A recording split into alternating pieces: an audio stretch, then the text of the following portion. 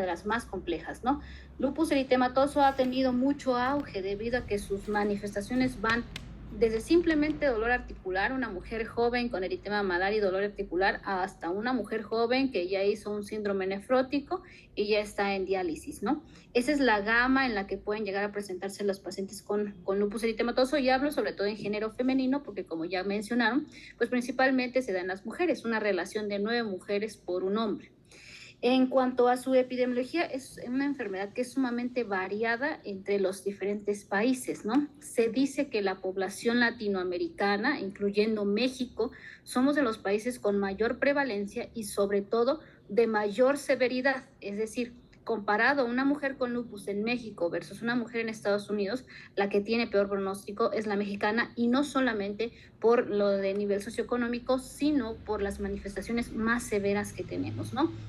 Entonces, como en toda la epidemiología que siempre hemos visto, en México tenemos muy poca información, tenemos más de Estados Unidos y de Europa, pero solo quiero mostrarles cómo hay incidencia y prevalencia súper variada, ¿no? Tenemos países en donde hay incidencias muy bajas, incidencias mucho más altas, y esto depende mucho de cómo se encuentra no solo el nivel socioeconómico, sino el ambiente. Se ha observado que aquellos pacientes que se encuentran en zonas rurales donde hay alto contacto también con fertilizantes, con minas, tienen mucha más prevalencia de desarrollar la enfermedad. Países latinoamericanos como México, todo lo que es Argentina, Brasil, Puerto Rico, tienen una prevalencia mucho más alta de la enfermedad. Entonces, se dice que tenemos una relación 9-1, es decir, hay 9 mujeres afectadas por un hombre. Ahora, ¿a quién le va peor? Al hombre, ¿no? Entonces, aunque es mucho más frecuente en mujer, igual que en artritis reumatoide, quien tiene peor pronóstico son los varones. Un varón con lupus tiene manifestaciones sumamente severas, ¿no? Y bueno, conocemos su prevalencia, decimos que es decir, que tenemos una prevalencia de 78 por cada 100,000 personas. Eso quiere decir que en el mundo ha de haber aproximadamente unos 3 millones de mujeres con lupus, a diferencia de un varón, que hay una prevalencia de 9 por cada 100,000, es decir, hay unos 360,000 hombres con lupus en el mundo, ¿no? ¿Cuáles son los países que tienen una mayor prevalencia? Pues en esta gráfica podemos observar que aquellos que tienen un morado más intenso tienen mucha más prevalencia, y los que se encuentran en blanco no es que no tengan que tengan poca prevalencia, sino más bien es que no se tiene mucha información. Se reconoce que el país con mayor prevalencia de lupus en el mundo son los Emiratos Árabes Unidos, seguido de Barbados y Cuba, ¿no? Cuba es un país con bastante prevalencia. México no se queda tan atrás y tenemos ahí una intensidad en morado pues significativa.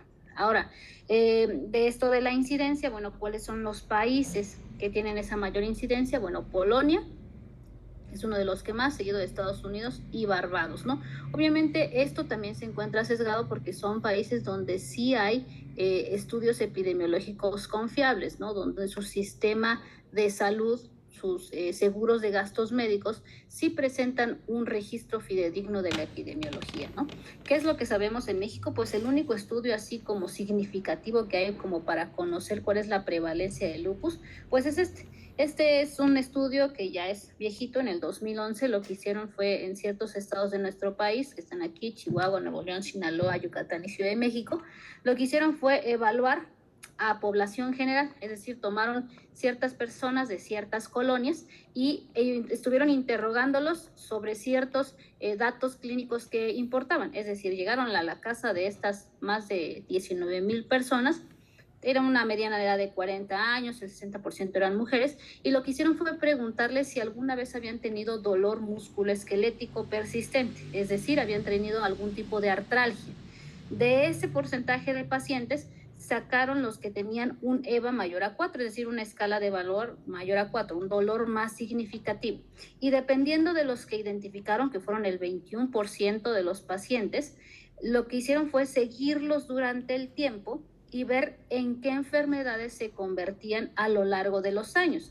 Ahí observaron que la más frecuente fue osteoartritis, el 10%, al final del seguimiento fue una osteoartritis, después fue una artritis reumatoide, el 1.6%, y todas las demás enfermedades fueron mucho menor prevalentes, y de ahí fue donde sacó que la prevalencia en México de lupus es del 0.06%, es decir, con un rango muy amplio de 20 hasta 90 personas 20 a 90 pacientes por 100,000 personas. Esa es como que la prevalencia que se reconoce en México, pero no es un estudio creado para eso, sino lo que hicieron fue hacer un escrutinio.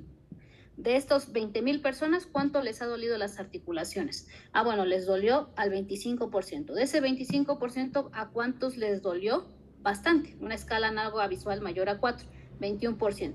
Y de ese 21% siguieron a los pacientes y dijeron, la mayoría, pues al final fue una osteoartritis, ya en menor porcentaje, una artritis reumatoide, y los que menos fueron, pues fueron los de lupus eritematoso, que fue el 0.06%.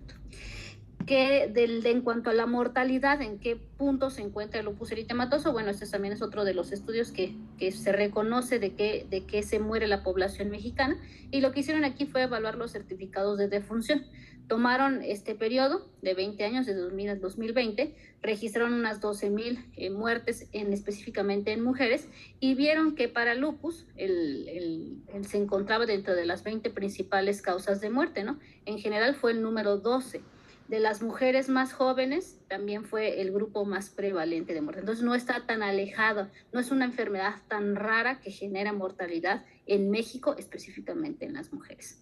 ¿Y cómo ha sido la supervivencia en los años, no? Esta enfermedad, pues cada vez se ha estudiado más, y afortunadamente ya hay nuevos tratamientos para mejorar no solo calidad de vida, sino supervivencia. Y aquí lo podemos ver en esta gráfica de cómo les iba a los pacientes con lupus en los años 70, ¿no? Del 70 a 71, aquí podemos observar cómo va mejorando su sobrevida y su mortalidad, ¿no? Cómo va disminuyendo, cómo mejora. Aquí se decía cómo era su expectativa de vida, la media de edad a la que moría y los años en los que los años que se podía recuperar de vida. Entonces aquí podemos observar que los pacientes con lupus en los años 70 morían a los 40 años. Afortunadamente, con el pasar de los años, ya para el 2013, pues ya tienen una mejor calidad de vida y una mayor supervivencia, ¿no? Aproximadamente ya hasta los 60 años. Y aunque no se ha hecho una continuación de este estudio, pues la expectativa es que las pacientes con lupus ya viven más de 60 años. Ahora sí, ya para entrar de lleno en cómo es que se desarrolla esta enfermedad, pues como mencionábamos, siempre tiene un trasfondo genético, ¿no? Todas las enfermedades autoinmunes que hemos visto se requiere de la susceptibilidad genética. Se han identificado genes y algunos haplotipos específicos, genes como en este que ya sabemos que el cromosoma 6 tiene un factor predisponente, que necesito heredarlo para que los demás factores ambientales que se van agregando durante el transcurso de la vida haga su trabajo para que después yo desarrolle el lupus eritematoso, ¿no? Aquí sí tiene bastante que ver la heredabilidad, ¿no? Sí tiene un peso mucho más importante. Tengo un 66% más de riesgo de desarrollar lupus si tengo un familiar de primer grado con esta enfermedad. Y obviamente esto se traduce igual, se ha visto en los gemelos monocigotos, también tienen mucho mayor riesgo de desarrollarlo. Entonces tengo la genética, tengo ya haplotipos específicos que se han identificado de riesgo para lupus, y específicamente el cromosoma 6 con mayor susceptibilidad para desarrollar la enfermedad. Aquí vemos todos los losis que se han visto alterados y que se han estudiado. ¿Y por qué es que estos losis nos dan mayor riesgo de desarrollar la enfermedad? Pues en general porque estos, por ejemplo, se ha visto que tienen una dificultad para la activación de los linfocitos. Las mutaciones en esto nos crean alteraciones en los receptores tipo TOL y de interferón, estos en la formación de complejos inmunes, y hay un montón que todavía no se sabe nada, pero que se ha visto que están más prevalentes sus mutaciones en las pacientes con lupus eritematoso. Entonces, esto es para mostrar que la genética tiene muchísimo peso en el lupus, tiene mucho más que en otras enfermedades autoinmunes, ¿no? Y como en todas las demás, tenemos la genética, ¿no? ¿Cómo se desarrolla la enfermedad? Bueno, pues tenemos la genética. Tenemos familiares de primer grado, segundo grado, que van juntando toda esa información genética alterada, mutada, y nos hace un individuo genéticamente susceptible. Ya que tenemos ese paciente que es susceptible, se nos agregan todos los factores externos de la vida cotidiana. Las hormonas son uno de los más importantes. ¿Por qué le da más frecuentemente a las mujeres? Eso se ha tratado de investigar, todavía no se sabe específicamente por qué, pero uno de los puntos que está a favor de que es a las mujeres es por los trastornos hormonales. Se ha visto que el lupus es muy prevalente en la edad de la adolescencia, a los 13, 14, 15 es cuando dan los lupus más grave, pero también se ha visto que puede llegar a presentarse en las etapas de perimenopausia, cuando hay más cambios hormonales.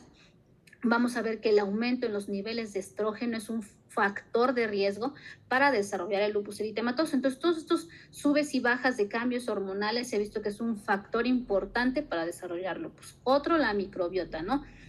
¿Se acuerdan cuando veíamos en artritis reumatoide la microbiota oral, específicamente la Porphyromonas gingivalis, era formadora de anti-CCP? Igual aquí la microbiota alterada intestinal y de la boca puede generar mayor susceptibilidad para lupus, ¿no? La luz ultravioleta, ya se vio también que la luz ultravioleta crea mutaciones genéticas que favorecen el desarrollo de lupus. Por eso los pacientes con lupus es importantísimo que usen el filtro solar, ¿no? Un factor de protección solar 50, mínimo a las 8, a las 12 y a las 4, ¿no? Cada 4 horas.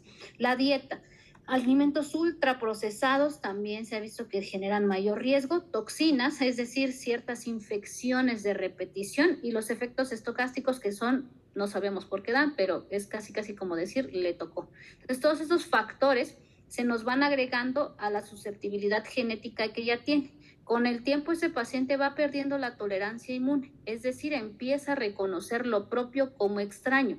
Y si esto le agrego gatillantes, es decir, se enferma cada rato. Las vacunas son buenas, no hay que pensar que debemos ser no vacunarnos, al contrario, los efectos beneficiosos son mucho mayores, pero sí se ha visto que cierta vacunación puede darnos mayor riesgo de desarrollar las enfermedades autoinmunes. Esto con el tiempo crea más autoinmunidad, nos genera mayor formación de estas citocinas inflamatorias, el interferón tipo 1, factor de necrosis tumoral, interleucina 6, y esto con el tiempo nos va a generar síntomas hasta que ya desarrollamos el lupus eritematoso. Entonces, dentro de los factores ambientales, nada más para hacer mayor hincapié, sí tienen un peso importante el género femenino, los estrógenos y la prolactina. ¿Ustedes recuerdan para qué funciona la prolactina? ¿Para qué nos sirve? Para la lactancia. Nos sirve sobre todo para la lactancia, ¿no? Esta prolactina, los niveles de prolactina se ven aumentados cuando en el embarazo, para que llegue la lactancia y se pueda dar este proceso normal. Pero, ¿cuáles son las causas patológicas por las que hay hiperprolactinemia? ¿Dónde se produce la prolactina? Es hipofisiaria, ¿no? Hipofisiaria. Entonces, ¿en qué patologías nos puede dar una hiperprolactinemia? Algún adenoma hipofisiario, quizás. Exactamente. Entonces, la hiperprolactinemia hay que tener cuidado porque puede ser un signo de un tumor hipofisiario. Y los tumores hipofisiarios, o específicamente la hiperprolactinemia, se asocia bastante al desarrollo del lupus eritematoso. Entonces, siempre hay que estar pendientes de la prolactina, que es una hormona bastante buscada en las mujeres que también están en busca de algún embarazo, ¿no? Todos estos se ha visto que genera también mayor apoptosis, que ese va a ser el origen de la fisiopatología de la enfermedad. Y hay algunos medicamentos que también se ha visto que pueden promover el desarrollo de lupus. Ahora, no siempre es de un lupus eritematoso generalizado, sino de lo que le llamamos un lupus inducido por fármacos. El lupus inducido por fármacos quiere decir que les da todos los síntomas secundarios al consumo de ciertos medicamentos. Uno de ellos, el propanolol.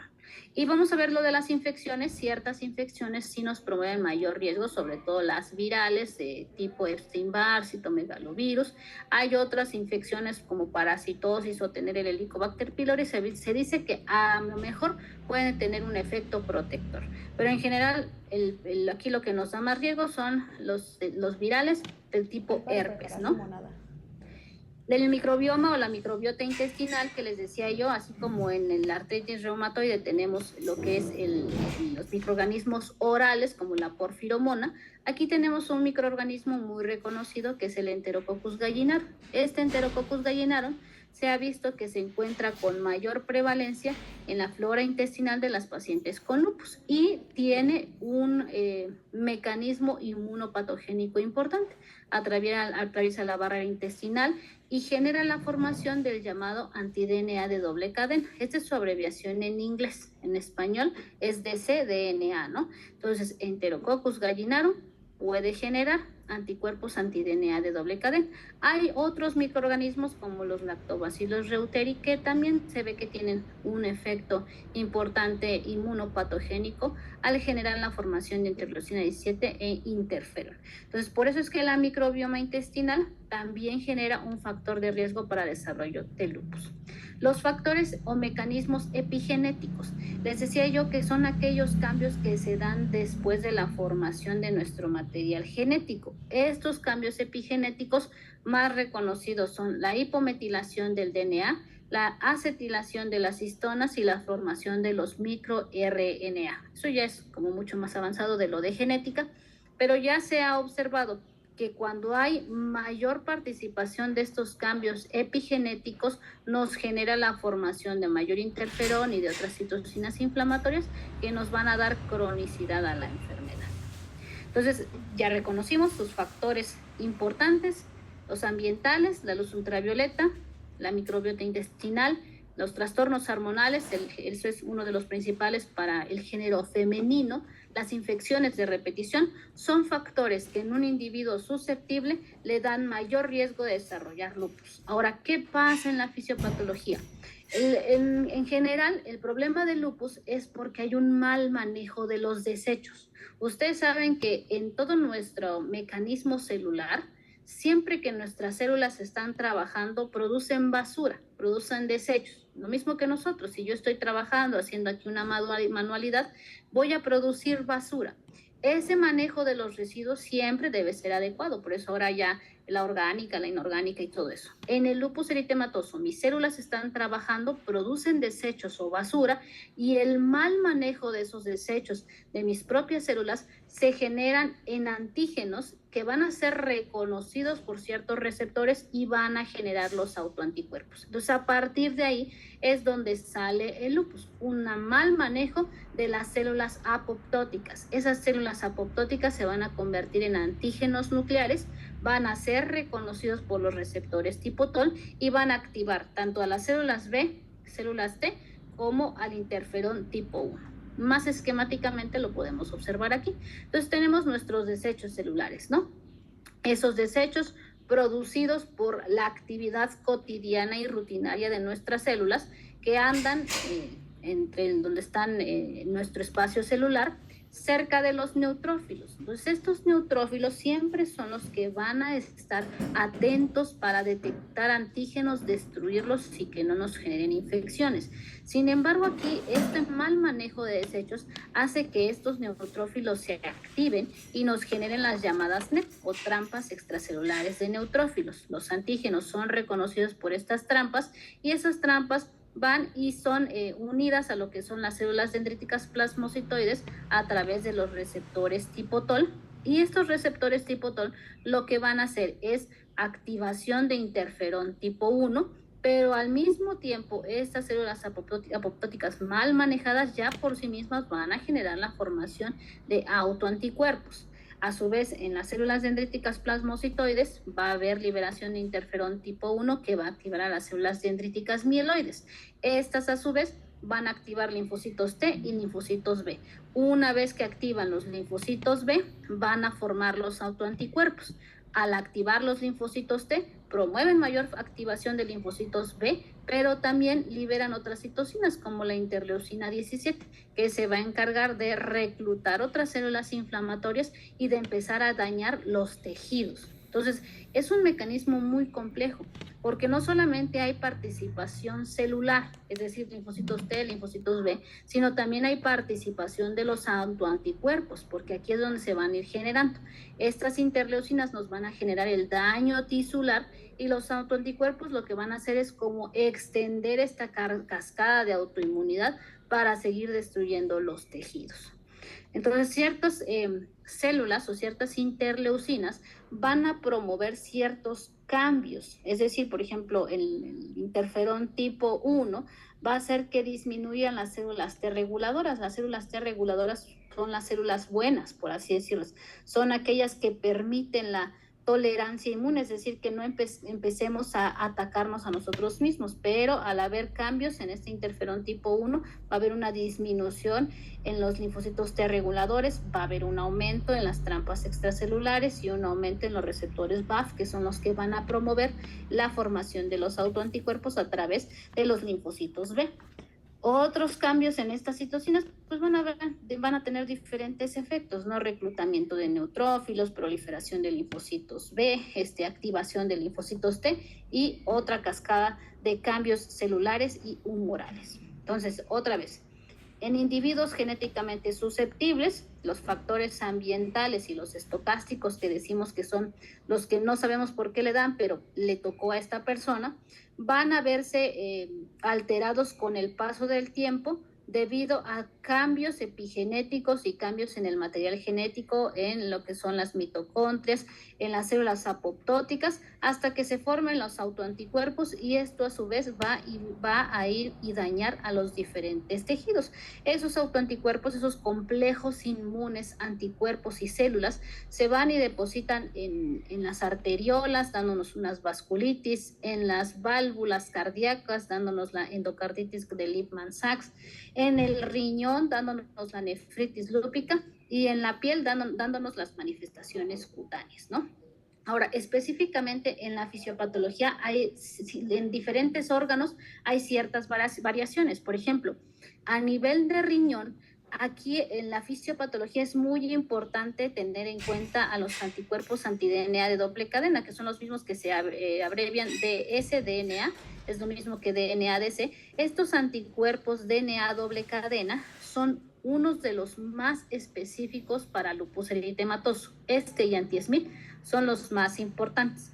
Cuando hay la presencia de estos anticuerpos en los pacientes con lupus, nos dice tiene mayor riesgo de desarrollar nefritis lúpica y mayor riesgo de desarrollar manifestaciones cutáneas. Entonces, es decir, ya tengo una paciente con lupus, vino por dolores articulares, tiene su eritema malar y le hice sus anticuerpos y salieron positivos los antinucleares. Bueno, tiene lupus, pero le pedí anticuerpos complementarios para saber qué más anticuerpos tiene. Bueno, tiene anti-DNA de doble cadena positivo. Eso a mí me dice, ¿es una paciente que está activa del lupus o que muy seguramente en algún momento en el transcurso de su vida va a llegar a presentar nefritis lúpica?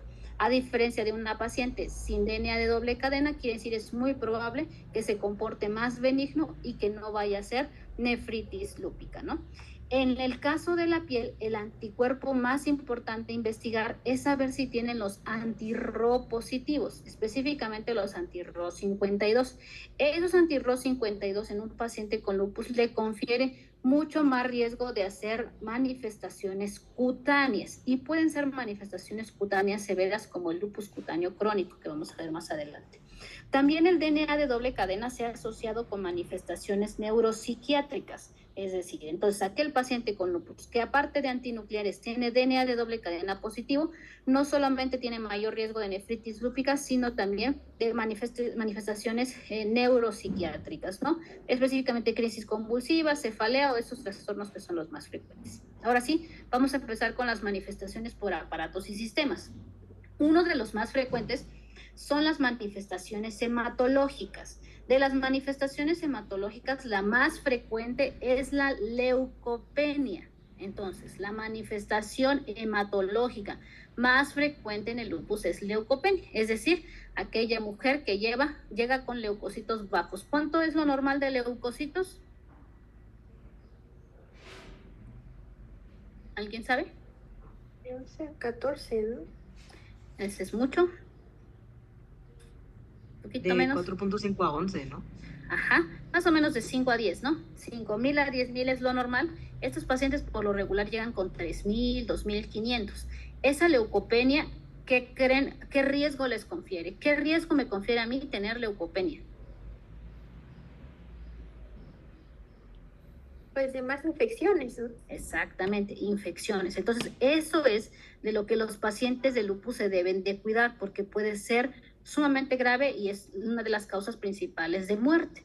las infecciones, ¿no? Entonces, la leucopenia, específicamente la linfopenia, es la manifestación hematológica más frecuente, pero también debe ser de las más cuidadas, porque aquel paciente que está con estos leucopenia persistente puede tener infecciones de repetición. Por eso, como parte del tratamiento de las pacientes con lupus con leucopenia persistente, es tomar antibióticos profilácticos, es decir, les dejamos como si fuera de VIH. ¿Alguien sabe qué se les deja de antibiótico profiláctico a los pacientes con VIH? No llevaron infecto, no. Lo que se les deja es el trimetoprim, sobre todo para evitar neumocistis, ¿no? Entonces, la neumocistis es una enfermedad que no nos da, pues, afortunadamente, los que tenemos los niveles de leucocitos normales, sino a pacientes con leucopenia. Lo mismo le puede pasar a los pacientes con lupus, por eso se les deja tratamiento con trimetoprim, ¿no? Por lo menos lunes, miércoles y viernes para protegerlos. Ahora, la leucopenia o linfopenia puede ser propiamente por el lupus, es decir, nos está diciendo está activa la enfermedad, o también está fallando la médula ósea. Es decir, no es tampoco tan raro encontrar que aparte del lupus tienen una leucemia. Así que siempre es importantísimo, si tiene una leucopenia persistente, que le cheque el hematólogo a ver si amerita un aspirado de médula ósea.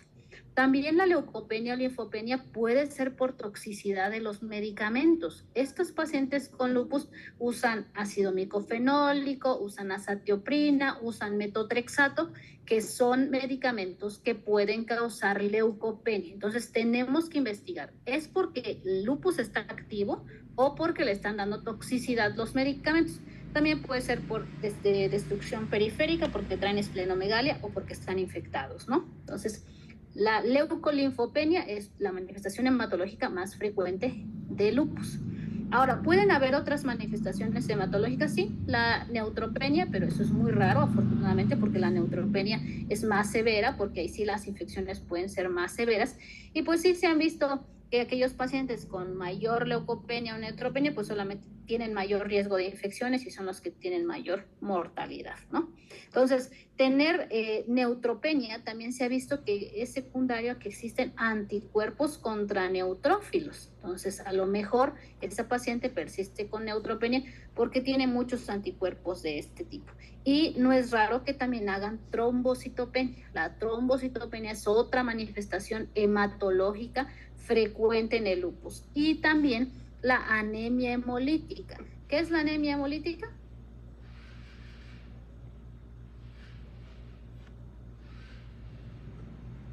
¿Alguien sabe? ¿Alguien que se acuerde? ¿Diana? Pues es la disminución de los eritrocitos por el reconocimiento, bueno, pues porque vamos a producir su apoptosis. Los vamos a atacar como agentes extraños.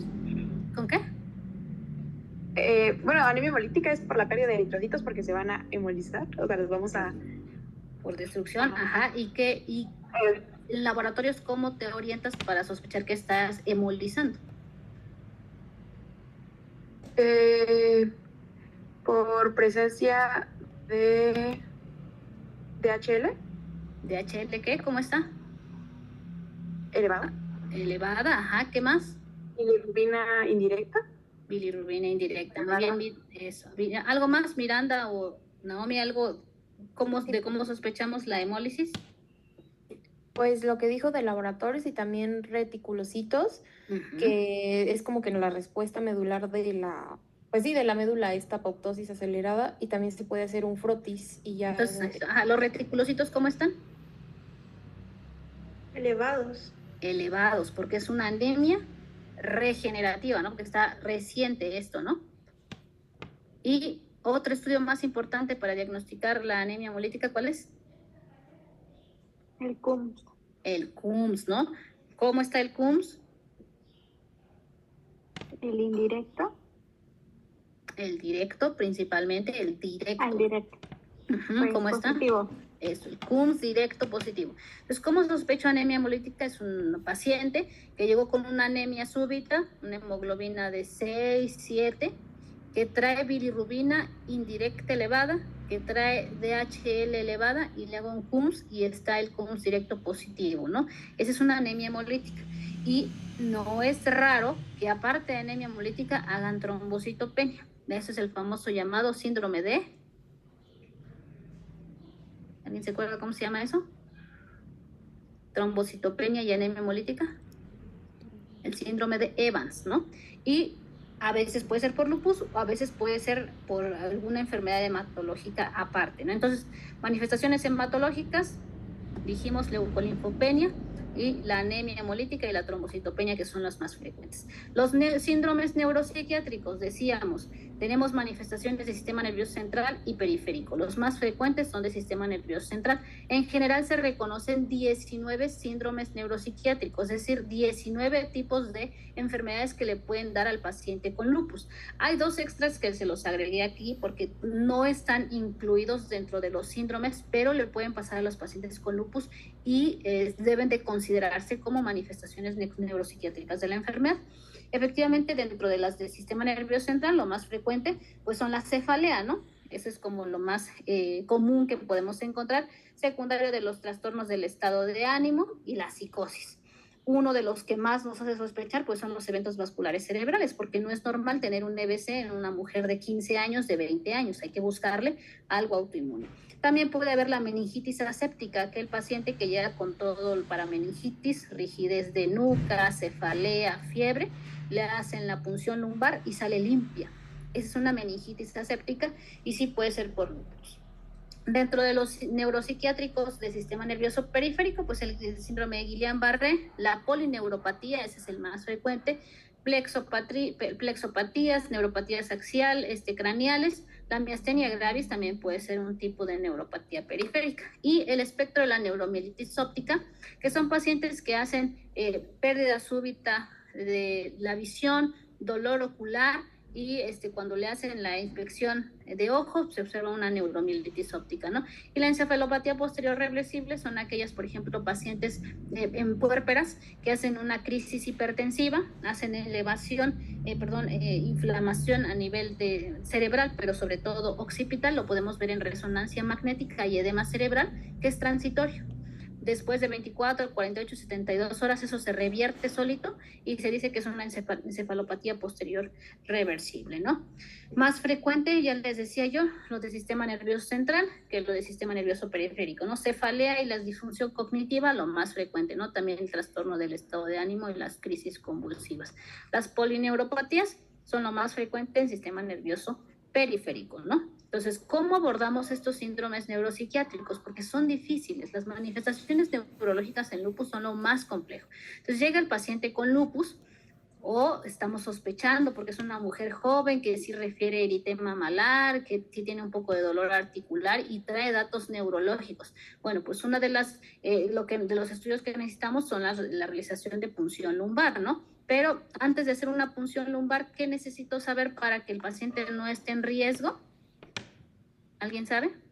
¿O qué es lo que debo evitar para no poner en riesgo al paciente cuando hacemos una punción lumbar?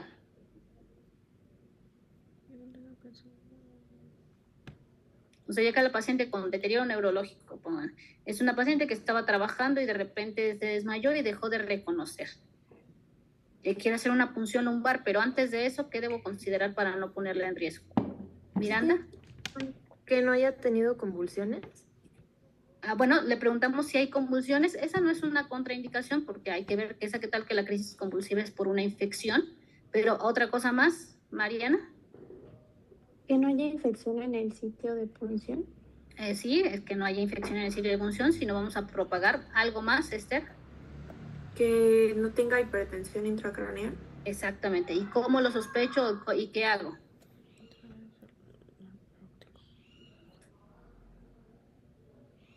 Se puede hacer un ultrasonido de nervio ocular o de nervio óptico.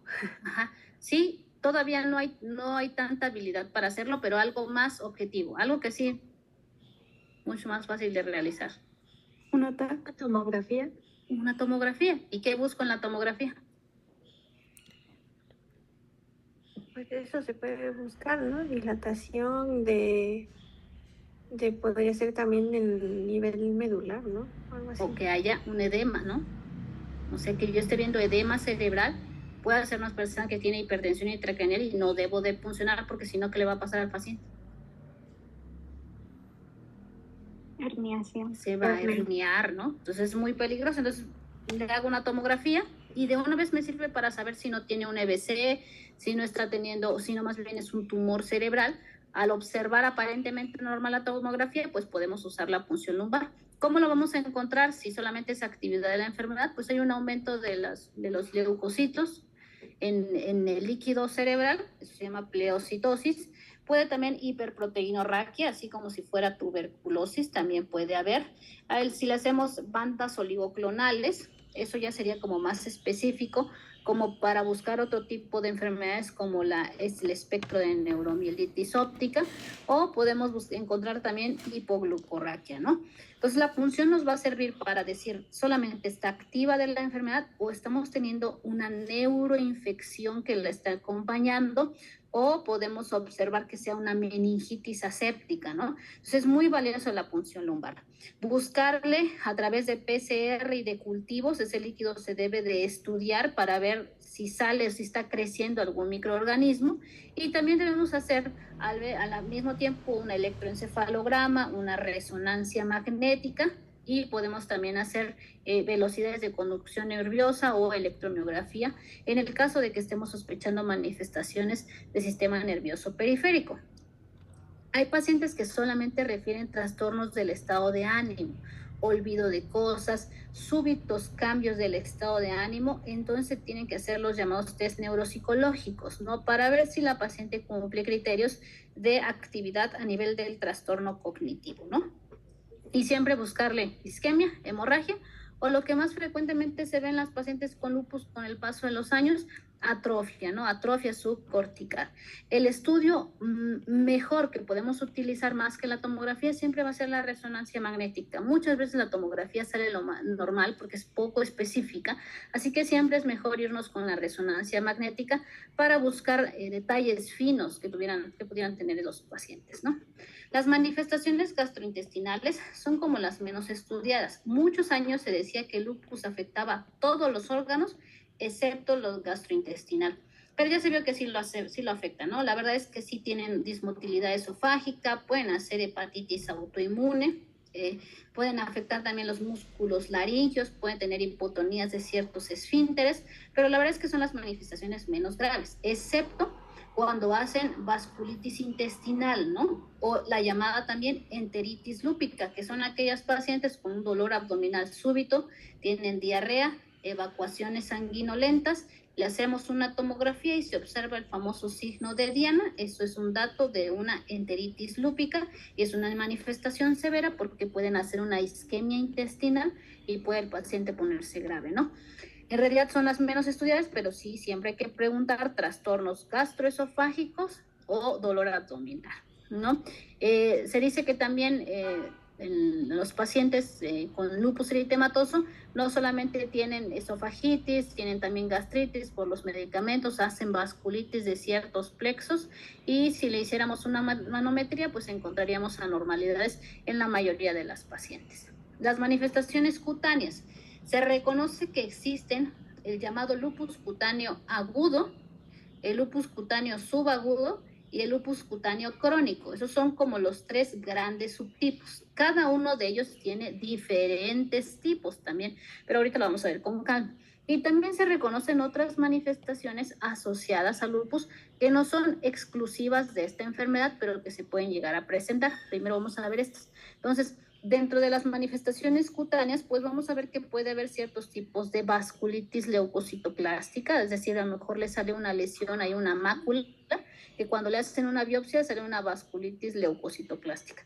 Eso no es específico de lupus, pero se puede presentar. La alopecia no cicatrizal no es una manifestación de lupus cutáneo, pero sí se considera una manifestación frecuente en la enfermedad. Ahora, no es cualquier tipo de alopecia, porque yo les aseguro que si a todas les pregunto, ¿se les cae el cabello? Todos van a decir sí, porque a todos se nos cae mucho el cabello, pero en general esta alopecia se dice que es una alopecia inflamatoria o llamado pelo de lupus, que son pacientes con mucha fragilidad capilar, donde les quedan zonas de alopecia, donde ya no quiso crecer el cabello, o tienen una fragilidad excesiva, donde hay muy poquito cabello en ciertas zonas o zonas donde ya no quiso crecer el cabello. Esa es la alopecia inflamatoria o no cicatrizal en el lupus eritematoso. Otras manifestaciones, puede haber nódulos reumatoides, como si fuera artritis reumatoide, calcinosis, como si fuera esclerodermia, que vamos a ver más adelante, la esclerodactilia, que son los deditos como afilados, urticaria, mucinosis, acantosis, eritema mortiforme, líquen. Hay muchas manifestaciones no específicas de lupus, pero que sí se asocian a esta enfermedad. Los que sí ya están totalmente reconocidos son el lupus cutáneo agudo, el subagudo y el lupus cutáneo crónico. En el agudo tenemos el subtipo localizado y el generalizado. En el subagudo tenemos el anular y el pápulo escamoso. Y en el crónico y los más severos está el lupus discoide y el lupus lichenoide. Hay otros subtipos, uno de los más frecuentes es el túnidos, pero con que se aprendan que el crónico es discoide y lichenoide es suficiente, ¿no? En subagudo, anular y pápulo escamoso, y en el agudo localizado y generalizado. Cuando le llamamos el eritema malar famoso de alas de mariposa, ese es el lupus cutáneo agudo localizado. Entonces, esta es una variante, bueno, esta es la famosa eritema en alas de mariposa, muy frecuente. Ahora, cuidado, hay un montón de pacientes que tienen rosácea. La rosácea también es una manifestación cutánea donde hay enrojecimiento de las mejillas, pero eso no es de lupus, es distinto. Si a mí me queda la duda si es un eritema malar o una rosácea, mejor que lo vea el dermatólogo. Característicamente este es un exantema, es un enrojecimiento de las mejillas que respeta el surco nasogeniano y que puede presentarse a nivel de la frente y la barbilla, asociado a la exposición solar o sin exposición solar. Es decir, son pacientes que les van a decir que se le enrojecen las mejillas incluso estando dentro de su casa. Ese es un dato de actividad del lupus. Las manifestaciones del lupus subcutáneo, que ya son un poquito más, subagudo, que son un poquito más severas, pues decíamos que era una de las variantes, la papuloescamosa. La papuloescamosa o la anular, este es un tipo de lupus cutáneo subagudo, pápulo escamoso. Y ya manifestaciones muy severas cutáneas, como el lupus cutáneo crónico, esta es una variante del lupus discoide, ¿no? Uno en dedos y otro en piel cabelluda, zonas en donde ya no hay crecimiento de lo que es el cabello, ¿no? En cuanto a las manifestaciones pleuropulmonares y las manifestaciones cardíacas, pues vamos a ver que en las pleuropulmonares tenemos sobre todo lo que es el derrame pleural y la pleuresía o dolor pleurítico, que son de los más frecuentes. El pulmón encogido es muy raro presentarlo, trombosis pulmonar, fibrosis pulmonar mucho menos frecuente, pero lo más frecuente es pleuresía, principalmente derrame pleural. Y en las manifestaciones cardíacas, la pericarditis es una de las más frecuentes junto con las anomalías valvulares. Puede haber derrame pericárdico, sí, también es bastante frecuente, menos frecuente en la enfermedad coronaria o algunos otros como los trastornos de la conducción, como un bloqueo cardíaco congénito, ¿no? Entonces, dentro de las manifestaciones pulmonares, pues lo más frecuente es este derrame pleural, ¿no? El borramiento de los árgulos costofrénico y costodiafragmático, ¿no? Aquí podemos observar cómo están borrados los ángulos, y si hacemos una tomografía, también podemos observar datos de una imagen en vidrio despulido. Esto puede ser una hemorragia pulmonar. La hemorragia pulmonar o neumonitis lúpica, que es otra posibilidad, es la inflamación en el intersticio pulmonar y puede ser una manifestación severa de lupus y requiere tratamiento más agresivo. Dentro de las manifestaciones musculoesqueléticas, pues aquí también vamos a tener una artritis. Sin embargo, esa es una artritis diferente a la artritis reumatoide. El 90% de los pacientes con lupus van a tener alguna manifestación articular. La verdad es que es mucho más frecuente, casi el 100% lo tiene. Manifestaciones musculares como la miositis ya es menos frecuente, el 8%, y necrosis avascular mucho menos frecuente. La diferencia con la artritis reumatoides es que en los pacientes con lupus vamos a tener la llamada artropatía de Yacoud. Esta artropatía de Yacoud es que parece que tienen la deformidad en las articulaciones, pero si yo se las enderezo, el paciente la regresa sin ningún problema. Es decir, tiene una deformidad reducible. A diferencia de la artritis reumatoide, que cuando ya están deformes las manos, nada las endereza, nada las puede regresar a su posición neutral. En el lupus sí, las pueden tener deformes, pero yo la estiro y se regresa. Esa es una artropatía de Yacoud. Aquí no hay las lesiones en cuello de cisne, ni las lesiones en botonero, ni pulgar en seto. Aquí tenemos un poquito nada más ya de datos de osteoartritis. pero esta es la famosa artropatía de Charcot por el lupus eritematoso, ¿no? Y las manifestaciones renales, bueno, siempre la nefritis lúpica es todo un campo, ¿no? La nefritis lúpica es de las manifestaciones, o quizá la manifestación más severa del lupus, las que le confiere mayor mortalidad al paciente, y cuando lo presentan disminuye mucho su supervivencia. Para un recordatorio, me imagino que ya llevaron nefrología, ustedes se acuerdan cómo era más o menos la estructura normal del glomérulo, y podemos observar aquí los espacios vasculares rodeados de esta capita naranja que es la membrana basal glomerular, y por fuera de la membrana basal glomerular tenemos a los podocitos, que son estas zonas como de soporte que van a estar sosteniendo la estructura de los vasos y de la membrana basal glomerular. Por fuera de la membrana basal glomerular, conectando un vaso con otro, tenemos el mesangio o las llamadas células mesangiales. Por lo tanto, vamos a tener un espacio que se llama subendotelial por debajo de la membrana basal glomerular y subepitelial entre la membrana basal glomerular y el espacio podocitario. ¿Por qué son importantes estos espacios? Porque aquí en estos huecos es donde se van a depositar los complejos inmunes en el lupus, que van a hacer que el paciente empiece a tirar proteínas y eritrocitos en la orina.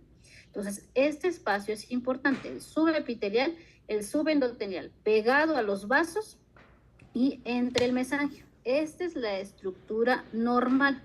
¿Qué pasa en el lupus? Bueno, pues esa estructura se pierde. Hay proliferación de las células mesangiales, crecen en número y en tamaño. Esas células mesangiales alteradas van a favorecer o van a hacer que entren grandes cantidades de citocinas proinflamatorias dentro del vaso. Se pierde la estructura del vaso renal y no solamente eso, sino se pierde la permeabilidad del capilar. ¿Se acuerdan del espacio subendotelial? Bueno, pues se ve infiltrado por células inflamatorias y se ensancha. También el espacio subepitelial se ve alterado y se ensancha. Por fuera del glomérulo también los túbulos se ven afectados. Los complejos inmunes se depositan en los vasos y también hay gran cantidad de depósito de fibroblastos. Si hay muchos fibroblastos en el intersticio, pues hagan de cuenta que el intersticio se pone duro y eso se le llama cronicidad de la enfermedad. Y el paciente con cronicidad va a terminar en diálisis. Nuestro objetivo es que no llegue a esta etapa en donde los fibroblastos están invadiendo el espacio renal, porque si ya llegan los fibroblastos ya se puso duro el riñón. Mientras no lleguen y solo haya inflamación, tenemos los tratamientos que son agresivos para controlar estas células inflamatorias y tratar de hacer que el riñón se desinflame, ¿no? Estos son los subtipos de la nefritis lúpica. Tenemos 6, clase 1, 2, 3, 4, 5, 6. ¿Cuáles son las más frecuentes? Las clases 3 y 4. Existen las llamadas clases mixtas, es decir, me reportan biopsia con nefritis lúpica, clase 3, 4, esa es una mixta, por ejemplo, y me dicen, con un índice de actividad de tanto, que puede ser de 0 a 24, y un índice de cronicidad de tanto, que puede ser a 12. Así es como me reportan las biopsias de riñón. ¿Qué clase es? ¿Cuánto de actividad y cuánto de cronicidad tiene?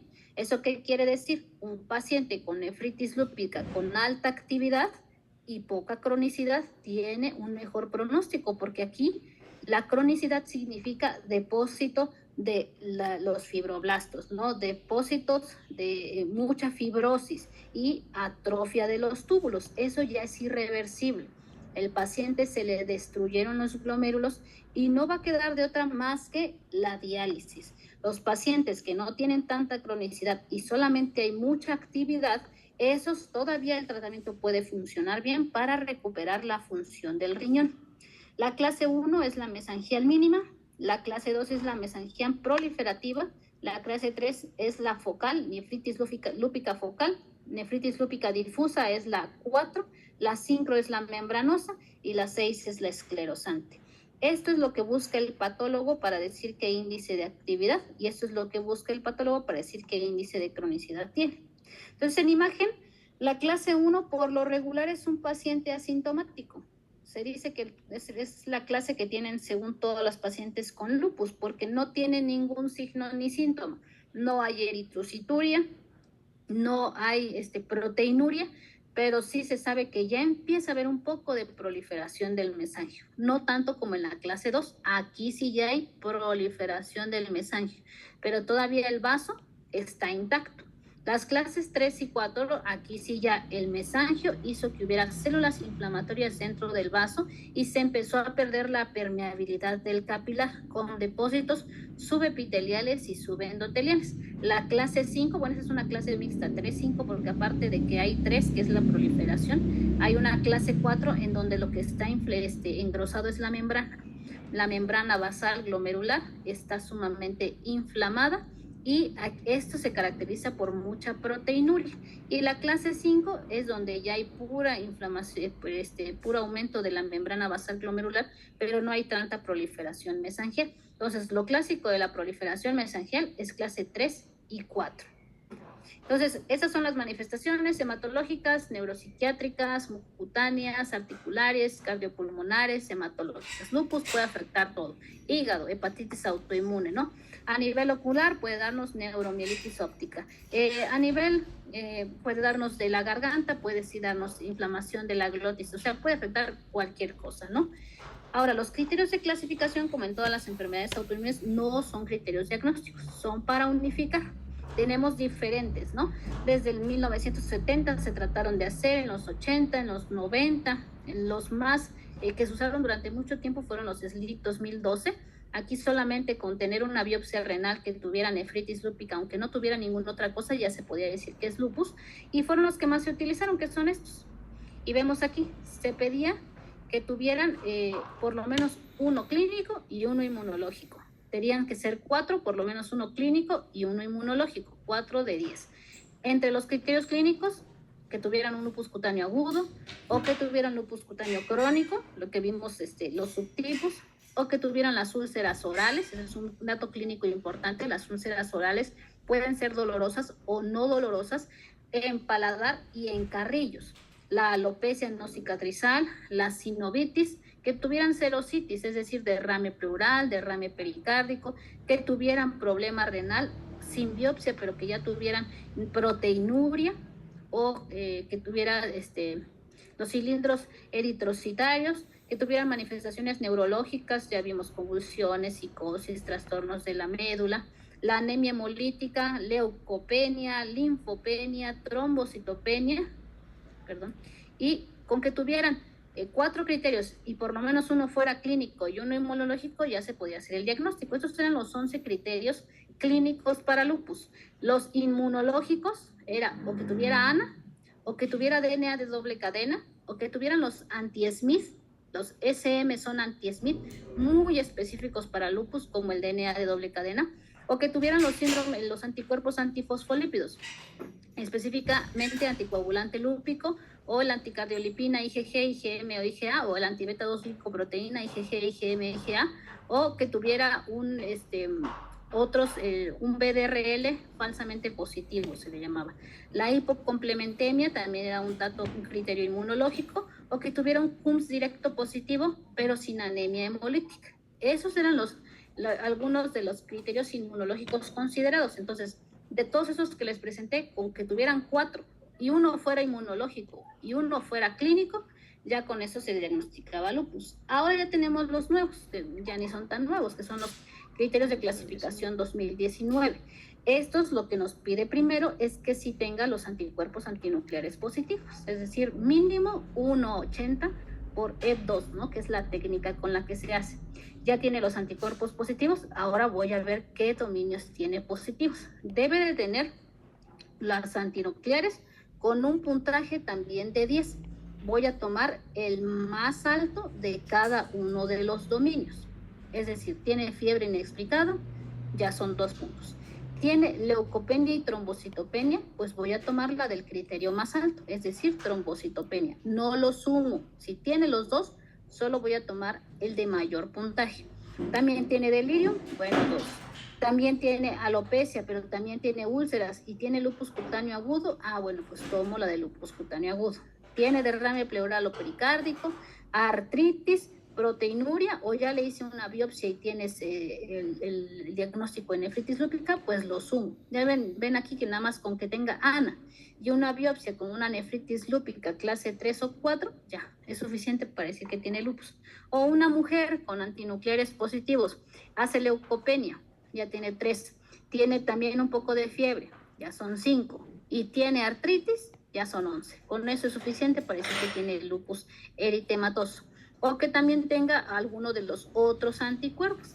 A lo mejor nada más tiene fiebre, leucopenia, pero tiene anticardiolipina positivo, tiene complemento bajo y tiene anti-SMIT positivo, pues ya, con eso ya son suficientes para establecer el diagnóstico de lupus. Estos son los criterios que más usamos del 2019.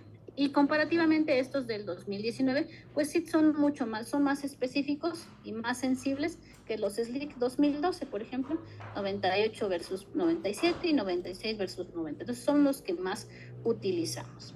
Y en el tratamiento, bueno, el tratamiento es bastante variado. Lo que tienen que saber es que todos los pacientes con lupus deben utilizar hidroxicloroquina.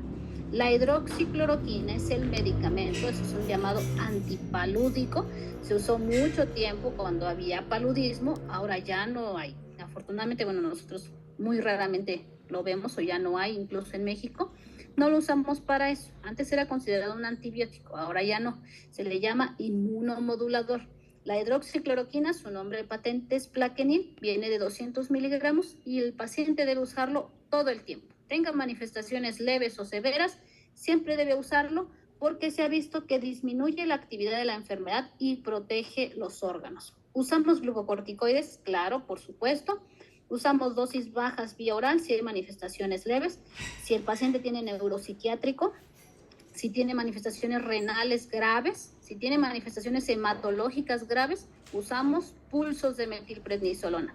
Se considera un pulso el uso de, en promedio, 1 gramo de metilprednisolona al día por 3 días. Esos son los pulsos en manifestaciones graves. Y ya de ahí vienen los inmunomoduladores para las diferentes manifestaciones. Es decir, en el lupus no hay como un tratamiento establecido, sino depende de las manifestaciones que tiene. Si tiene actividad renal, neuropsiquiátrica, hematológica, va a depender de eso su tratamiento. Y el objetivo siempre va a ser llevarlo a la remisión. Entonces aquí tenemos cómo se trata el lupus eritematoso no renal, es decir, aquella que tiene neuropsiquiátrico, hematológico, articular. Tiene actividad leve, moderada o severa, y eso depende de su SLEDAI. La escala de evaluación de la actividad de la enfermedad, así como es el DAS-28, como veíamos el CDAI, el ACR, el BASDAI, como cada una de las enfermedades tiene, aquí el que más usamos es el SLEDAI. Ese SLEDAI nos va a decir tiene actividad leve, moderada o severa de la enfermedad. Para cualquiera de estas tres, siempre la hidroxicloroquina. Los esteroides también se utilizan, si es moderado o severo, pueden ser pulsos, si es leve, podemos utilizar solamente vía oral.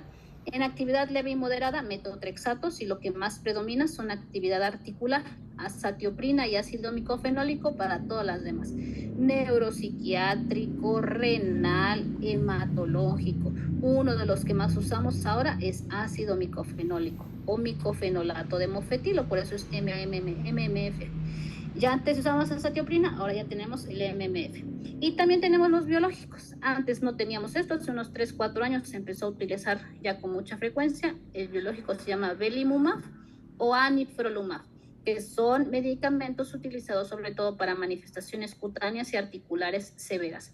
También tenemos los inhibidores de calcineurina, estos como el tacrolimus o la buclosporina, que son también en manifestaciones moderadas de la enfermedad. Y manifestaciones severas, la ciclofosfamida y el rituximab. Estos son por excelencia los que usamos en manifestaciones severas de la enfermedad. El nefritis lúpica tiene sus variaciones. Igual hidroxicloroquina para todos, Los glucocorticoides vía oral o pulsos, dependiendo de cómo vayan respondiendo, a casi todos le damos tanto al inicio como de manera subsecuente con ácido micofenólico, y podemos utilizar dosis bajas de ciclofosfamida o azatioprina y MMF como subsecuente, MMF, azatioprina o belimumab como subsecuente, pero en tratamiento inicial casi siempre va ciclofosfamida, micofenolato de mofetilo o la ciclofosfamida en dosis altas. Siempre uno de rescate es el rituximab por sus beneficios que tiene. Entonces, a nivel renal, el que más siempre va a ser de elección, ciclofosfamida, ácido micofenólico. También tenemos los inhibidores de calcineurina como voclosporina o tacrolimus, o las dosis altas de ciclosporina, que es como lo más utilizado. En la ciclofosfamida es un medicamento intravenoso. Lo usamos en diferentes esquemas. El que más usamos es el estudio de NIH, le decimos, y damos 0.5 a 1 gramo por metro cuadrado de superficie del paciente cada mes por 6 meses. El objetivo es reducir la proteinuria, porque el paciente lo que ya es una proteinuria severa, eritrocitos dismórficos, tiene también la presencia de cilindros eritrocitarios, y eso lo veo en el sedimento urinario. Muy bien, hasta ahí. ¿Alguna duda?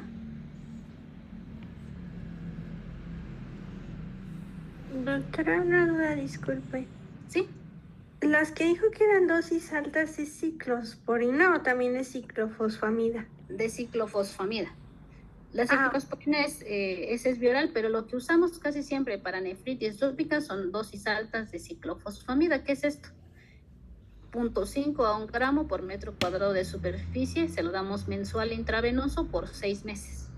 Y evaluamos cómo respondió, qué tanto bajó proteinuria, qué tanto bajó eritrocituria, y si ya no trae tanto síndrome nefrótico o nefrítico. Nuestro objetivo es que mejore todo eso, mínimo en los primeros 3 meses, y a los 6 meses evaluamos una respuesta completa, a ver cómo mejoró. Cada consulta evaluamos cómo viene articular, hematológico, neurológico, renal. Aunque no tenga síntomas claros, siempre lo preguntamos, porque el lupus es una enfermedad que puede afectar de cabeza a pies. Entonces siempre preguntamos cada una de las manifestaciones, y el tratamiento va a depender de lo que esté afectado. Trae más articular, trae más hematológico, trae más renal, trae más neurológico. A lo mejor ya estuvo en buena respuesta mucho tiempo, y ahora otra vez está empezando con riñón. Bueno, otra vez tratamiento. Ya llegamos a remisión, ahora empezó con actividad neuropsiquiátrica. Bueno, ahora redirigimos el tratamiento. Y así es como es el seguimiento de los pacientes con lupus. ¿Sí, Diana? Una pregunta, ¿las pacientes con lupus tienen mayor riesgo o no pueden llegar a embarazarse? Sí, eso es un tema muy, muy importante, porque obviamente como estas pacientes están en la edad reproductiva, pues es en donde más se buscan el embarazo. Ahora, si la paciente no quiere embarazarse, pues perfecto, se le da un método anticonceptivo, que este es otro tema, porque si veíamos, los estrógenos promueven la actividad de lupus. En los pacientes con lupus se les sugiere siempre anticonceptivos con progestágenos, o pues mejor un DIU. Cuando sí se quieren embarazar, debemos de decirle a las pacientes que debe ser cuando la enfermedad esté controlada, es decir, que no tengan nefritis lúpica, que a lo mejor tengan un poco de dolor articular, pero mínimo, pero que se encuentren en las mejores condiciones, es decir, con un SLEDAI en baja actividad. Ese es el mejor momento. Y que no estén consumiendo metotrexato, y que no estén consumiendo tacrolimus, o que no se les haya administrado apenas ciclofosfamida, porque todos esos dan malformaciones en el bebé. Entonces, el momento más indicado es cuando no están consumiendo nada de eso, el uso de esteroides es a dosis pequeñas, están con hidroxicloroquina, y su actividad de la enfermedad es baja. ¿Se pueden embarazar? Sí. ¿Tienen alto riesgo de complicaciones? Sí. ¿Tienen mayor riesgo de preeclampsia, restricción del crecimiento intrauterino, de parto pretérmino o de eclampsia también, ¿no? Entonces sí deben estar conscientes las pacientes, y el seguimiento es con reumatología y un materno fetal. Sí se pueden embarazar, pero en las mejores condiciones, y nunca cuando tengan nefritis lúpica, y nunca cuando tengan tratamiento con ciclofosfamida o los medicamentos que pueden causar malformaciones congénitas. ¿Sí me expliqué? Ok, sí, gracias. Ok, Areli. Sí, doctora, tengo una duda, es que ya me confundí. Entonces, si sospechamos en una paciente que tiene lupus, lo primero que se tiene que mandar a hacer es una punción lumbar. Si tiene neuropsiquiátrico, o sea, si tienes una paciente con lupus, o sea, por ejemplo, te llegó y la estás siguiendo porque empezó contigo porque tenía dolores articulares, ¿no? Y luego ya viste que hizo un derrame pleural y tiene leucopenia. Le pediste sus antinucleares, están positivos, un DNA de doble cadena está positivo, pues ya tiene lupus. Había estado estable, pero un día te llaman porque ha hecho fiebre, tiene trastorno del estado de conciencia, tuvo una crisis convulsiva, está sospechando una actividad neuropsiquiátrica, ahí sí ya le hago la punción lumbar, le hago una tomografía, una resonancia, un electroencefalograma.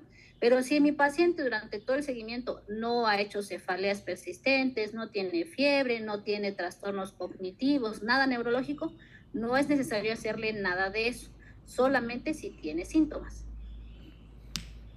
Ah, ok. Y otra duda, antes de diagnosticar lupus, si nuestra paciente refiere que tuvo fiebre, ¿esta fiebre más o menos por cuánto tiempo es? Ah, bueno, o sea, aquí no hay como un tiempo de 3 meses, ¿no? Como para decir fiebre de origen desconocido. Por lo regular son fiebres que no son por arriba de 39 grados, casi son fiebres de baja intensidad. A veces son intermitentes. Tuvo fiebre 1, 2, 3 días, pasó un mes y nada, tuvo otra vez fiebre, 2, 3 días, pasaron 15 días. No hay como una periodicidad. A veces hay pacientes que diario a las 7 de la noche ya saben que hace su fiebre, se toman su paracetamol y al otro día están como si nada, pero hacen fiebre. Ahora, esa fiebre debo de ver el contexto. Si es una mujer joven, también refiere eritema malar, le pregunté y trae artritis, bueno, le busco. Pero si es una fiebre, tiene sudoraciones nocturnas, ha bajado de peso y tiene tos, ¿qué tengo que pensar? Que es fiebre, pérdida de peso, sudoración, tuberculosis, ¿no? O sea, enfermedades infecciosas. O sea, su fiebre debe ir en el contexto de un paciente con otros síntomas. Es decir, tiene fiebre, pero trae artritis, trae derrame, trae algún problema neuropsiquiátrico. Bueno, entonces ahí sí le busco como para lupus, pero si solo tiene fiebre, sudoración y tos, no todo es lupus. Ahí sí tengo que irme por algo infeccioso. Pero no hay una periodicidad, solo nos refieren fiebre, a veces unos días, a veces es diario, a veces es vespertina, no tiene como una característica específica. Ah, ok, gracias. Muy bien, ¿alguna otra pregunta? ¿No? Muy bien. Sí, Naomi. Yo quería hacerle una pregunta que me acordé que tenía yo de la otra clase, pero no sé si está al final. ¿De espondiloartritis? No, de cuando nos explicó de que estábamos viendo de artritis reactiva. Ah, ok, dime. Es que no logro recordar bien cómo nos dijo que era lo de la disbiosis y de que había algo que tenía que ver con la conjuntiva, pero no sé bien qué era. La tríada del síndrome de Reiter o de la artritis reactiva es uretritis, conjuntivitis y artritis. O sea, es un paciente que llega con artritis, con dolor articular, ha hecho conjuntivitis de repetición y trae uretritis. O en las mujeres también hay uretritis, que es una sensación ardorosa al orinar y pueden no tener una infección de vías urinarias. Esa es la tríada clásica del síndrome de Reiter o de la artritis reactiva. Ah, ok, gracias. ¿Vale? Muy bien, entonces hasta aquí va a venir el examen. Me dijo la coordinadora que va a ser el martes 24. Sí, creo que martes 24, nada más esperen su confirmación, que creo que va a ser como a las 2 de la tarde. Y van a venir desde aquí hasta lupus, ¿no? Son casos clínicos, son 20 casos clínicos de opción múltiple. Obviamente no va a venir cuál es el nivel normal de leucocitos, no. Es un caso clínico y van a elegir la opción correcta y que se apegue más a la respuesta correcta y pues nada más son 20, ¿no? Y en la otra semana no nos vamos a ver para que tengan tiempo de estudiar. La otra es la de sus exámenes. Luego viene Semana Santa, así que nos vamos a ver regresando de Semana Santa. ¿Sale? Doctora, ¿Sí? ¿Y la otra no puede haber un repaso? ¿Quieren un repaso? Sí. Podemos hacer una sesión de casos clínicos. ¿Sale? Sí, doctora. Sí, doctora. Sí, doctora. Ok, nos vemos